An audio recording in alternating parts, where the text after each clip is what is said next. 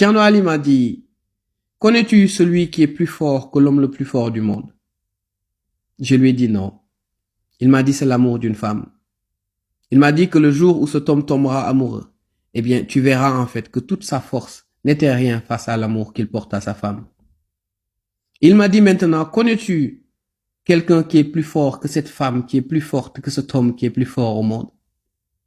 Il me dit, c'est un enfant. Il me dit, quand cette femme sera enceinte, tu commenceras à la voir fatiguée parce que la grossesse est une épreuve assez difficile. Et quand elle va accoucher, tu la verras encore beaucoup plus fatiguée parce que ce bébé peut être un véritable fardeau, surtout quand elle donne naissance à un bébé capricieux. Et il me dit, maintenant, connais-tu cette personne qui est beaucoup plus forte que cet enfant, qui est beaucoup plus fort que cette femme, qui est beaucoup plus forte que cet homme, qui est beaucoup plus fort au monde? Il me dit, c'est le sommeil. Il me dit, cet enfant, aussi terrible qu'il puisse être, quand le sommeil lui arrive, eh bien, il s'endort. Qu'il soit debout ou assis, l'enfant s'endort toujours quand le sommeil arrive. Donc, le sommeil est beaucoup plus fort que cet enfant. Et il me dit alors, qui peut être beaucoup plus fort que ce sommeil maintenant? Je lui dis, je ne sais pas, Tierno. Il m'a dit un problème non résolu.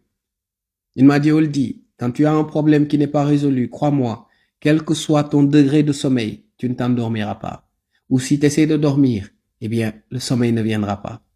Donc, un problème non résolu, un souci, est beaucoup plus fort qu'un sommeil. Il me dit alors, qui, selon toi, est beaucoup plus fort que ce souci qui n'est pas encore résolu? Je lui dis, je ne sais pas, Tierno. Il me regarda et me dit, des amis, une famille et une société soudée. Il me dit, quel que soit le problème qu'une personne peut avoir, si cette personne peut compter sur ses proches, sur cette société, sur ses amis, ce problème sera résolu. Il me regarda et me dit, si je t'ai raconté cette histoire, c'est juste pour te dire que le mal de notre société, c'est notre division. Que le mal de cette société, c'est notre manque de solidarité. Que le mal de notre société, c'est ce manque d'empathie que nous avons l'un envers l'autre. Mais si les gens étaient conscients qu'une fois soudés, tous les problèmes seraient résolus, aujourd'hui, il n'y aurait pas tant de division.